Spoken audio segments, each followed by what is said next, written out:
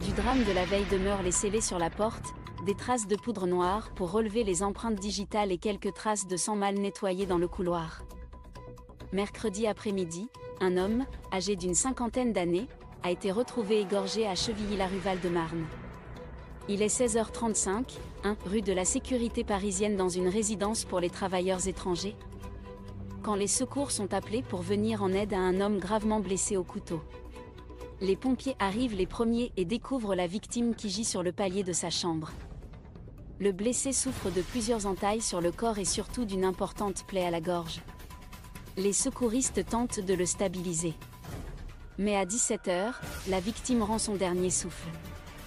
Du sang, des couteaux et ses fils dans la chambre. Les policiers ouvrent la porte de la chambre de ce studio du 3e étage et découvrent que les deux fils majeurs de la victime se trouvent à l'intérieur. Les deux hommes soutiennent qu'ils ont trouvé leur père dans cet état à leur retour, précise une source proche de l'affaire.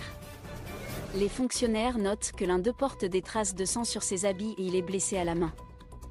Questionné, il répond qu'il s'est coupé en nettoyant une mangue. 2 couteaux ensanglantés ont été découverts au sol dans la chambre. Dans la résidence sociale, ouverte voici 2 ans, les habitants n'en reviennent pas qu'un tel drame se soit produit. C'est calme ici, résume l'un d'eux vivant dans un studio à quelques portes de l'appartement de la victime. Comme je travaille de nuit, je dormais et je n'ai rien entendu. C'est un père de famille plutôt tranquille, lâche un autre riverain, vivant presque en face de l'appartement de la victime. Cela a surpris tout le monde car c'est très tranquille, résume une employée de la résidence.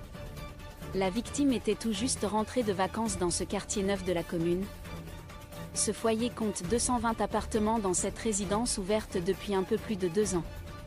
On loue uniquement des studios meublés. Actuellement, près de 250 personnes y vivent.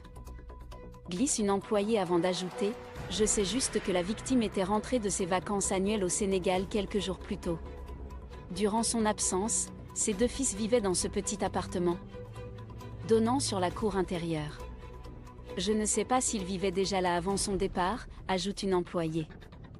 Les 2 fils suspects ont été placés en garde à vue dans les locaux du service départemental de police judiciaire du Val-de-Marne. Ils devraient être auditionnés ce jeudi.